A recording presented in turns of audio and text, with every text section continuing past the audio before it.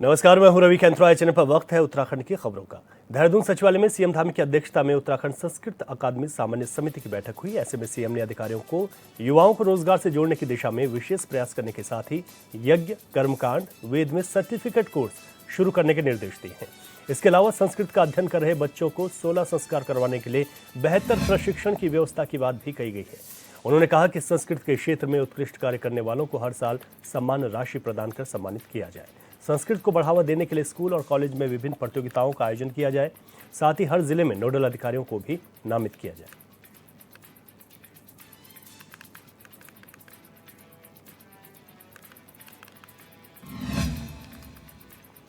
प्रदेश में 30 अप्रैल से चारधाम यात्रा शुरू होने जा रही है, जिसको लेकर प्रदेश सरकार जोर शोरों से तैयारियों में जुटी है। साथ ही सरकार व्यवस्थाओं को लेकर दावे कर रही है, जिस पर महिला कांग्रेस की प्रदेश अध्यक्षा ज्योति रौतेला ने कहा कि सरकार को दावों से ज्यादा व्यवस्थाओं पर जोर देना चाहिए। पिछली बार जिस तरीके से यात्रा में अव्यवस्थाएं हुई, लोगों को परेशानियों का सामना करना पड़ा और कई श्रद्धालुओं की मौत भी हुई। उन्होंने कहा कि चारधाम यात्रा हमारे प्रदेश में होती है और यात्रियों को सुरक्षा देना हमारी जिम्मेदारी है।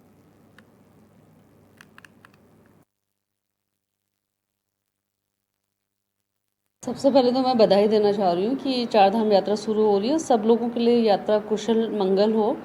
और मैं सरकार से बस यही बोलना चाहती हूँ कि आप हमेशा दावे ही करते हैं, लेकिन आप लोगों की जो बड़ी दावे से ज़्यादा बड़ी जिम्मेदारी कि जो लोग आ रहे हैं वो सकुशल अपनी यात्रा को पूरी कर पाएँ और उनको हर जगह जो सुविधाएं मुहैया कराना सरकार की जिम्मेदारी है उनको कराया जाए। ऐसा ना हो कि जैसे पिछले साल लोगों को परेशानियों का सामना करना पड़ा और लोग बहुत परेशान हुए, बहुत लोगों की मृत्यु हुई, वो इस बार वो चीज़ें दोहराई ना जाए। और चारधाम यात्रा हमारे प्रदेश में हो रही है, सब लोग यहाँ पे आ रहे हैं, तो हमारी जिम्मेदारी है कि उन लोगों को सकुशल उनकी यात्रा को पूरी करने में उनकी मदद करें। जम्मू कश्मीर के पहलगाम में पर्यटकों पर हुए आतंकवादी हमले के बाद उत्तराखंड में पुलिस अलर्ट मोड पर है। देहरादून के वरिष्ठ पुलिस अधीक्षक अजय सिंह ने कहा कि कश्मीर के बच्चे यहां पढ़ रहे हैं और उनकी सुरक्षा का पूरा ख्याल रखा जाएगा। यहां के बच्चे भी कश्मीर और अन्य प्रदेशों में पढ़ते हैं। अगर कोई भी संगठन इन छात्रों के साथ किसी भी तरह का दुर्व्यवहार करता है तो उनके खिलाफ कानूनी कार्रवाई की जाएगी। देखिए, ये एकदम गलत है अगर ऐसा किसी ने कहा गया, क्योंकि जो भी छात्र यहाँ पर अध्ययनरत है वो सिर्फ यहाँ पर एजुकेशन के लिए और जिस तरह से देखा जाए कि यहाँ के भी काफ़ी सारे छात्र विभिन्न जगहों पर पढ़ते हैं, चाहे वो कश्मीर हो, अन्य प्रांतों में हो। इसीलिए मैंने बताया कि जो विभिन्न संगठन के लोग हैं इनको शांति बनाए रखने की अपील की गई है। और इस तरह की कोई भी अगर एक्टिविटी करता है कि कहीं कोई छात्रों के साथ मिसबिहेव करता है या किसी पर्टिकुलर प्रांत के छात्रों के साथ कोई घटना करता है तो डेफिनेटली कानून इसमें अपना सख्त रुख अख्तियार करेगी। इसीलिए बार बार सभी से सोशल मीडिया के माध्यम से भी और अन्य माध्यमों से भी मीटिंग करके सभी को शांति बनाए रखने की अपील की जा रही है। हाँ, अगर कोई इस मौके का फायदा उठाकर इस तरह का कोई शांति भंग का प्रयास करेगा, अननेसेसरी किसी ऐसे निर्दोष छात्रों को या अन्य लोगों को परेशान करेगा, तो डेफिनेटली इसमें कानून अपना काम करेगा। विकासनगर तहसील क्षेत्र अंतर्गत तिमली गांव में एक कार्यक्रम का आयोजन हुआ, जिसमें समाज कल्याण अनुश्रवण समिति की उपाध्यक्ष रजनी रावत और विधायक मुन्ना सिंह चौहान ने शिरकत की। इस दौरान दोनों पदाधिकारियों ने भारत के पूर्व प्रधानमंत्री अटल बिहारी वाजपेयी की प्रतिमा का अनावरण किया। आने वाली भीषण गर्मी को देखते हुए विगत वर्ष से पचकादून से शुरू की गई मुहिम एक अभियान बेजुबानों के नाम का भी शुभारंभ हुआ, जिससे गांव और उसके चारों ओर लगने वाले क्षेत्र में जंगली जानवरों को भीषण गर्मी में पानी की किल्लत न हो। मैं सबसे पहला तो अटल जी की, स्वर्गीय अटल जी की बहुत बहुत आभारी हूँ कि आज हमारे सभी लोग, हमारे भाई, हमारे तमाम हमारी बहनें सभी मिलके हमने आज उनका सौभाग्य हमारा था कि हमने उनका मूर्ति स्थापना कर, है ना। और हमें बार बार यहाँ पे तिमली गांव में आके हमारे भाई सपाल धानी हैं और हमारी माँ बहनें जितने भी है यहाँ पे, है ना, तो हमारे पत्रकार मेरे भाई लोग भी इतने इस गांव में भागदौड़ करते हैं कि हाँ, ये गांव में भी कुछ होना चाहिए, है ना। तो सपाल धानिया मेरे भैया जी भी बहुत अच्छा काम कर रहे हैं। रुड़की में अतिक्रमण के खिलाफ नगर निगम रुड़की ने बड़ी कार्रवाई की है। ऐसे में वीटीगंज बाजार में नगर निगम की ओर से अतिक्रमण हटाओ अभियान चलाया गया और अतिक्रमण अभियान के दौरान व्यापारियों और दुकानदारों में हड़कंप मच गई। टीम ने अतिक्रमण के तहत आ रहे रेहड़ी और दुकानों को यहां पर काउंटर भी कब्जे में लिए हैं। इस अभियान के दौरान निगम अधिकारियों और दुकानदारों के बीच नोकझोंक भी देखने को मिली। मुख्य नगर आयुक्त राकेश चंद्र तिवारी ने कहा कि शहर में जाम की मिल रही शिकायतों पर अतिक्रमण के खिलाफ कार्रवाई की जा रही है। साथ ही उन्होंने अतिक्रमण करने वालों को हिदायत देते हुए कहा कि अगर सभी दुकानदार अपनी दुकानों को व्यवस्थित करें, अगर कोई भी दोबारा से अतिक्रमण करेगा तो उसे छोड़ा नहीं जाएगा। इस तौर पे जैसे शहर में लगातार शिकायतें आ रही थी कि जाम हमेशा लगा रहता है और बीटीगंज के आसपास विशेष तौर पे जैसे जो रेहड़ी वाले हैं, फड़ वाले हैं या दुकानों से जो झाँप निकली है उसके कारण लोगों को आवागमन में दिक्कत हो रही थी। तो इसके लिए हमने अनाउंस भी करवाया था कि 24 तारीख से अभियान चलेगा और जो यातायात व्यवस्था है ताकि सुचारू रहे और किसी को आवागमन में दिक्कत ना हो। तो आज बीटीगंज से अभियान चला है और आगे हम यहाँ इस समय खड़े हुए हैं और नगर निगम की पूरी टीम लगी हुई है। इसमें पुलिस और प्रशासन से सहयोग मांगा गया है और अभी हम लोग कंटिन्यू कर रखे हैं इसको। रुड़की के मछली मोहल्ले में वन विभाग की टीम ने बड़ी कार्रवाई को अंजाम दिया। यहां टीम ने अवैध रूप से कैद सैकड़ों पक्षियों को पिंजरों से मुक्त कराया है। ज्यादातर संख्या में तोते थे जिन्हें कड़ाके की धूप में छत पर रखा गया था। वन दारोगा आशुतोष नीम के नेतृत्व में यह कार्रवाई हुई। इस छापेमारी में 2 युवकों को हिरासत में लिया गया है जिनसे बंद कमरे में पूछताछ जारी है। कार्रवाई के दौरान उप प्रभागीय वनाधिकारी डीपी बौड़ाई और वन सुरक्षा बल के कर्मचारी मनोज भारती भी मौजूद रहे। वन विभाग ने साफ कर दिया कि दोषियों के खिलाफ सख्त कार्रवाई की जाएगी।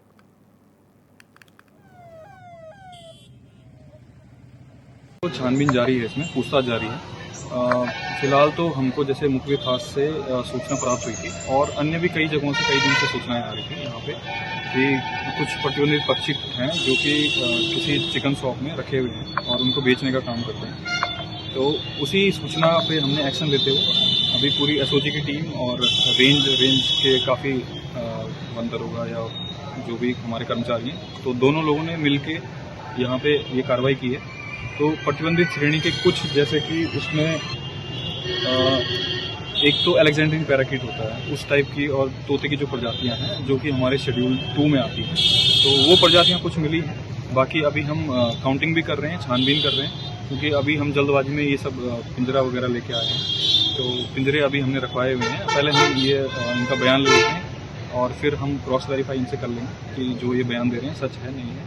जो भी इसमें फिर कार्रवाई बनती है WPA के according, wild life protection act के अंदर जो भी कार्रवाई बनती है तो उनसे फिर उसके अकॉर्डिंग हम कार्रवाई करेंगे। अभी पक्षियों का तो अभी ऐसा करेंगे इनको कि यहाँ पे तो इनको हम ठीक ठाक हालत में, क्योंकि जैसे हमने वहाँ पे पाया मौके में एक छोटा सा पिंजरा है, छोटे से पिंजरे में ही 5, 6, 7, 8 पक्षियाँ रखी हुई हैं। ठीक है, तो एक बार हम लोग यहाँ पे फिलहाल अभी एक दिन या जो जितना भी हमको कार्रवाई में टाइम लगता है उसके बाद उनको एक सही से एनवायरमेंट में उनको पानी और दाना हम लोग दे रहे हैं। उसके बाद हम उनको प्रॉपर तरीके से जम्मू कश्मीर के पहलगाम में पर्यटकों पर हुए आतंकी हमले के बाद देश भर में आतंकवाद के खिलाफ आक्रोश देखने को मिल रहा है। ऐसे में विकासनगर के अंबाडी में बल्ली समुदाय के लोगों ने आतंकवाद के खिलाफ एकजुटता दिखाते हुए कैंडल मार्च निकाला और आतंकी हमले में मारे गए लोगों को श्रद्धांजलि।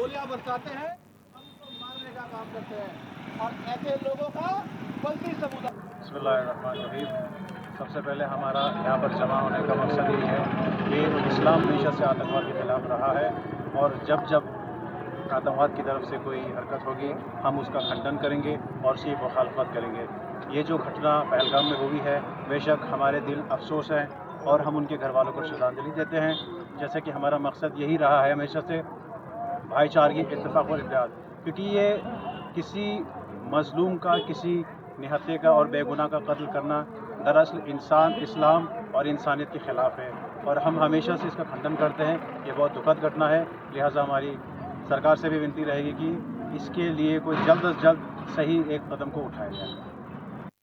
सबसे पहले मैं आदरणीय प्रधानमंत्री जी से कहना चाहूँगा कि आज हमें बंदूक की नहीं तोप की ज़रूरत है। घटना पहलगाम में घटी सच में ही इंसानियत को निचोड़ने वाली घटना हुई है और हम सभी बल्ती समुदाय के लोग इसका कड़ा विरोध करते हैं और जिस तरीके की ये घटना हुई है सच में बहुत अफसोस वाली घटना हुई है जिसका हम सभी बल्ती समुदाय के लोग कड़ा विरोध करते हैं। जय हिंद, जय भारत। पहलगाम में हुए आतंकी हमले को लेकर मुस्लिम समुदाय में भी आक्रोश देखने को मिला है। देहरादून के इनामुल्ला और पलटन बाजार में आज दुकानें दोपहर 12 बजे तक बंद रही। जामा मस्जिद के शहर काजी सैयद मोहम्मद अहमद कासमी ने कहा कि इब्तिदा, इंतहा और इंसानियत एक ही है। भाईचारा बनाकर एक दूसरे की तकलीफ और दुख में साथ रहना चाहिए।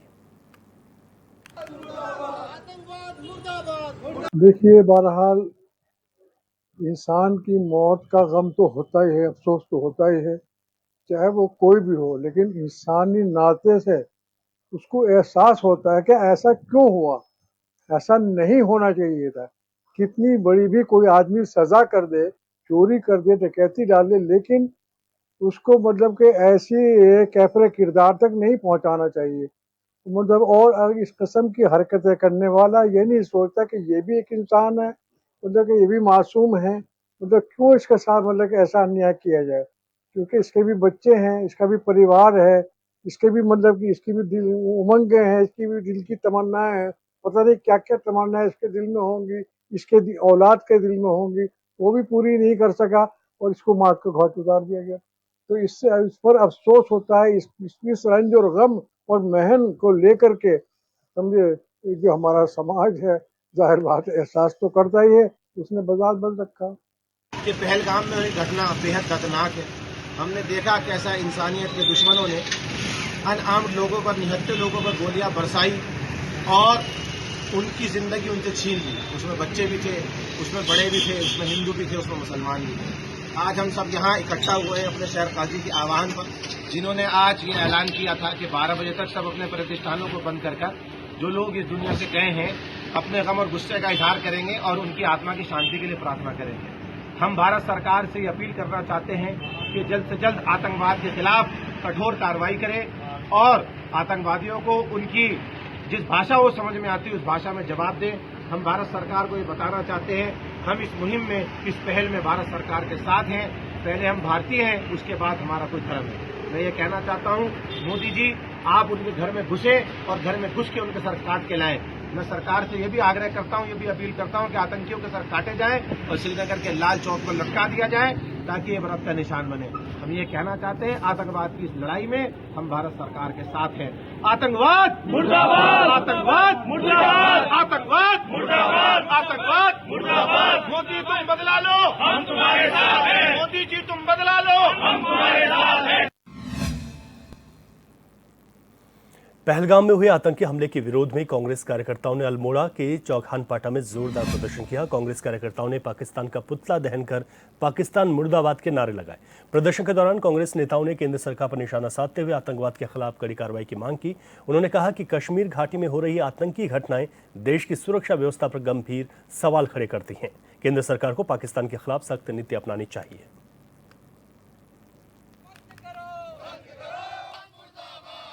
जम्मू कश्मीर के पहलगाम में जो बहुत ही हृदय विदारक घटनाएं घटित हुई हैं और पाकिस्तान और वो आतंकवाद द्वारा हमारे जो निहत्थे थे, निर्दोष लोग थे, जो एक पर्यटक बनकर जम्मू कश्मीर में घूमने के लिए गए थे, कश्मीर में घूमने गए, उनकी निर्दोष हत्या कर दी गई, निर्मम हत्या कर दी गई 26 लोगों की और कई लोग घायल हैं। तो उसके विरोध में आज हम प्रदेश कांग्रेस कमेटी के आह्वान में, जिला कांग्रेस के आह्वान में यहाँ पर पाकिस्तान का पुतला दहन कर रहे हैं और केंद्र की सरकार से मांग कर रहे हैं कि इस समय कड़ा फैसला लेने की आवश्यकता है, क्योंकि निर्दोष लोगों की हत्या कर दी गई है। पूरा देश और पूरी सारी पार्टियां इस समय केंद्र सरकार के साथ है। माननीय प्रधानमंत्री नरेंद्र मोदी से हमारा अनुरोध है कि इस समय कड़ा फैसला लेने की आवश्यकता है और जो दोषी हैं उनको उनके खिलाफ आक्रामक रुख अपनाने की आवश्यकता है। मैं जो दिवंगत हैं उनको श्रद्धासुमन अर्पित करता हूँ और भगवान से प्रार्थना करूंगा कि अपने चरणों में वो स्थान दे और उनके परिवार को दुख सहने की शक्ति दे और उसके साथ साथ जो घायल हैं और भगवान से प्रार्थना करूंगा कि शीघ्र वो स्वस्थ हो। चारधाम यात्रा पर आने वाले तीर्थ यात्रियों और पर्यटकों की सुरक्षा के लिए चमोली पुलिस ने व्यापक इंतजाम किए हैं। यात्रा मार्ग पर बेहतर सुरक्षा व्यवस्था के साथ बद्रीनाथ धाम और यात्रा मार्ग पर 250 अतिरिक्त जवानों की तैनाती की गई है। वहीं पुलिस अधीक्षक अपने अधिकारियों के साथ लगातार यात्रा मार्ग का स्थलीय निरीक्षण कर समीक्षा कर रहे हैं। साथ ही बद्रीनाथ में पुलिस ने थाने का संचालन भी शुरू कर दिया है।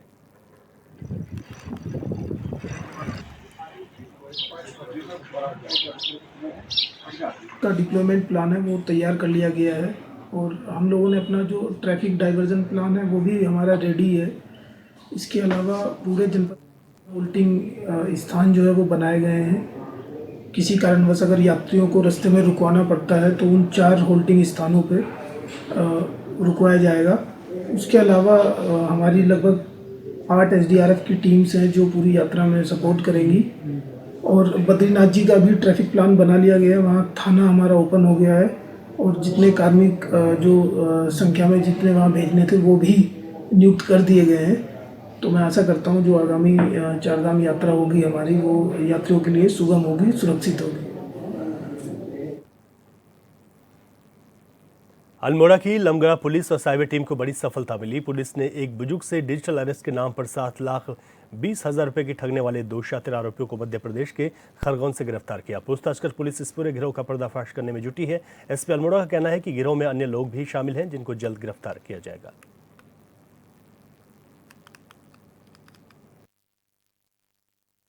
देखिए, ये डिजिटल अरेस्टिंग की घटना लमगड़ा में फरवरी के महीने में हुई थी, जिसमें एक रिटायर अधिकारी से, रिटायर कर्मचारी से लगभग 7 लाख से अधिक रुपए डिजिटल अरेस्ट करके CBI अफसर बन के उनसे ठग लिए थे। तो सबसे पहले तो मैं यही कहना चाहूँगा आपके माध्यम से कि ये डिजिटल अरेस्ट नाम की कोई चीज़ नहीं होती है। सभी लोगों को अवेयर होना पड़ेगा।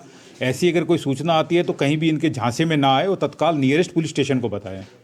तो जैसे ही हमें ये इन्फॉर्मेशन मिली, जब उन्होंने हमें FIR करवाए तो हमने तुरंत उसमें टीम का गठन किया है और उनके जो पूरे अकाउंट्स और जो नंबर वगैरह को खंगालने के बाद में हमने जो 2 आरोपी है उनको खरगोन मध्य प्रदेश से परसों गिरफ्तार किया है और उनको आज हम यहाँ पर PCR में ये कस्टडी रिमांड में लेके यहाँ पर आए हैं। इनसे जब पूछताछ की तो उससे और भी हमें कुछ क्लू मिले हैं कि आगे इनके और भी क्या लिंक हो सकते हैं। तो हमारा पूरा ये ध्यान है कि ये पूरा जो नेटवर्क उसको ध्वस्त किया जाए। नैनीताल से दूर ओखलकांडा ग्राम चमोली बरनौन में विगत 6 महीनों से पानी नहीं आने से ग्रामीणों में रोष है। ग्रामीणों ने बताया कि पानी मुहैया कराए जाने के लिए तमाम प्रतिनिधि समेत जल आपूर्ति विभाग से कई बार निवेदन किया गया पर किसी ने नहीं सुनी। पानी की किल्लत से 80 परिवारों को परेशानी हो रही है।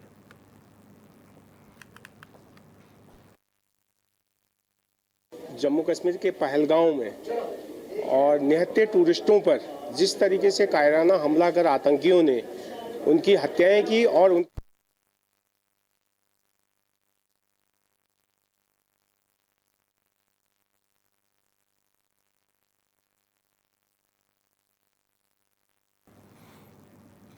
डीएम चंपावत नवनीत पांडे ने यूसीसी के तहत आज अपने विवाह का पंजीकरण कराया। ऐसे में डीएम ने बताया कि उत्तराखंड में यूनिफॉर्म सिविल कोड लागू होने के बाद से ही विवाह रजिस्ट्रेशन की प्रक्रिया अनिवार्य हो गई है। यूसीसी नियमावली के तहत 27 जनवरी 2025 के बाद जो भी विवाह होगा उस विवाह का रजिस्ट्रेशन विवाह की तिथि से अगले 60 दिन के भीतर अनिवार्य होगा। उन्होंने कहा कि जिला प्रशासन की ओर से लगातार कोशिश की जा रही है कि यूसीसी पंजीकरण अभियान अधिक से अधिक नागरिकों तक पहुँच सके। देखिए, इसमें जितने भी हमारे उत्तराखंड के नागरिक हैं उनके लिए मैरिज रजिस्ट्रेशन अनिवार्य किया गया है। अब उसमें अलग अलग सुविधाएं दी गई हैं। ये यूसीसी की वेबसाइट पर जाकर भी स्वयं लोग ऑनलाइन अपना जो है पंजीकरण करा सकते हैं या कोई भी निकटतम हमारा जो कॉमन सर्विस सेंटर है उसके माध्यम से आप इसका पंजीकरण करा सकते हैं। इसमें मुख्यतः हमने 2 व्यवस्थाएँ बनाई हैं, जिसमें कि हमारे जो उपनिबंधक होते हैं जो इस मैरिज का रजिस्ट्रेशन करते हैं वे ग्रामीण क्षेत्रों में जो हमारे ग्राम पंचायत विकास अधिकारी हैं वो हैं, और जो नगरीय क्षेत्र हैं उसमें हमारे जो अधिशासी अधिकारी नगर पालिका हैं उनको उपनिबंधक बनाया गया है। कोई भी व्यक्ति जब आवेदन करता है तो उनके जो डॉक्यूमेंट्स होते हैं जो अपलोड होते हैं उनकी जांच के लिए 15 दिन का समय निर्धारित किया गया है। हमारे जितने भी उपनिबंधक हैं समय अंतर्गत उन एप्लीकेशंस का निस्तारण करते हैं। यदि एप्लीकेशन हर महीने में पूरी होगी तो तत्काल उसका रजिस्ट्रेशन कर दिया जाएगा। अगर उसमें कोई भी अभिलेखीय कमियां होती हैं, कोई अन्य कारण से उसमें कोई डाउट होता है तो क्लैरिफिकेशन के लिए हम उसको दोबारा आवेदक को उसको वापस कर देते हैं। और यदि आवेदक चाहे तो हमसे वो सीधे तहसील में या किसी नगर पालिका में या ग्राम पंचायत अधिकारी से संपर्क भी कर सकता है। उधर चंपावत जिला मुख्यालय के कई स्थानों पर पुलिस की ओर से यातायात नियमों का उल्लंघन करने वाले वाहन चालकों के विरुद्ध चालानी कार्रवाई की जा रही है। इसी क्रम में पुलिस ने चंपावत बाजार क्षेत्र में विभिन्न स्थानों पर चेकिंग अभियान चलाया। इस दौरान पुलिस ने दर्जन वाहन चालकों का चालान किया, साथ ही लोगों से यातायात नियमों का पालन करने की अपील की है।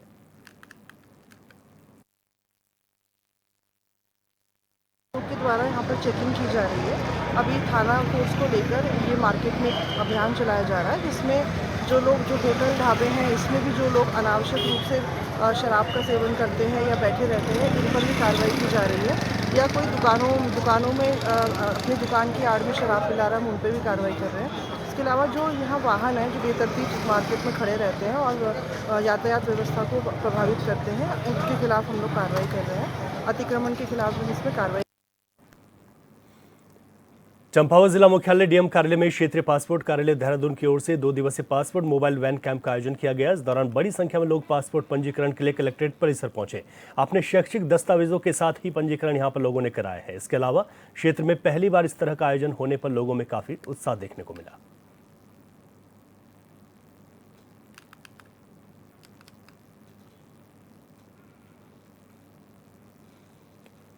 देहरादून में डेंगू का प्रकोप बढ़ता जा रहा है, जिसको लेकर मुख्य चिकित्सा अधिकारी मनोज कुमार शर्मा ने कहा कि डेंगू के ज्यादातर मामले प्राइवेट अस्पतालों के हैं। उन्होंने कहा कि जिलाधिकारी के नेतृत्व में हमारी टीम लगातार डेंगू को लेकर कार्य कर रही है, जिसमें नगर निगम की टीम भी शामिल है। 17 डेंगू के मरीज हमारे देहरादून में हैं, जबकि 12 अन्य जिलों से हैं। हमारा विभाग जगह जगह के वार्डों में आशाओं के जरिए डेंगू को लेकर अभियान चला रहा है।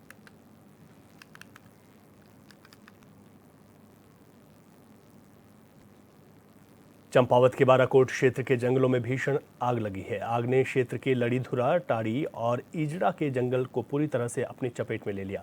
बता दें कि टाड़ी के जंगलों में भीषण आग लगी है। आग इतनी विकराल थी कि जंगल से होते हुए मुख्य सड़क तक पहुंच गई। इसके अलावा देर शाम क्षेत्र के इजड़ा के जंगलों में भी भीषण आग लगी। सूचना पर लोहाघाट से फायर ब्रिगेड की टीम मौके पर पहुंची। आग बुझाने की कोशिश जारी है।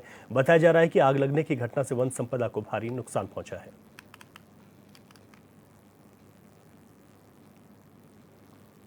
उधर ऋषिकेश में नमामि नर्मदा संघ ने नटराज चौक से त्रिवेणी घाट तक 1 किलोमीटर चुनरी के साथ शोभा यात्रा निकाली। ऐसे में सभी पदाधिकारियों ने मां गंगा को पूजा अर्चना कर चुनरी गंगा को अर्पित की। वहीं स्कूली बच्चों के सांस्कृतिक कार्यक्रम के माध्यम से गंगा मां को स्वच्छ और निर्मल बनाए रखने के लिए समाज को संदेश दिया। इसके अलावा राजनीतिक पार्टियों ने कार्यक्रम में प्रतिभाग कर कार्यक्रम की शोभा बढ़ाई। साथ ही प्रमाण पत्र और स्मृति चिन्ह से भी यहाँ अतिथियों का स्वागत और सम्मान किया गया। मैं सुशीला सेमवाल नमामि नर्मदा संघ की प्रदेश अध्यक्ष हूँ और हमने जो है नटराज चौक से 1 किलोमीटर की चुनरी यात्रा निकाली है और त्रिवेणी घाट तक वो यात्रा हुई फूलों की वर्षा के साथ। इसमें जो है अपने जगत गुरु श्रीमद देवानंदचार्य महाराज जी ब्रह्मपुरी से और अपने सुबोध उनियाल जी कैबिनेट मंत्री, तमाम अपने देश विदेश केंद्र से आए हुए लोग थे।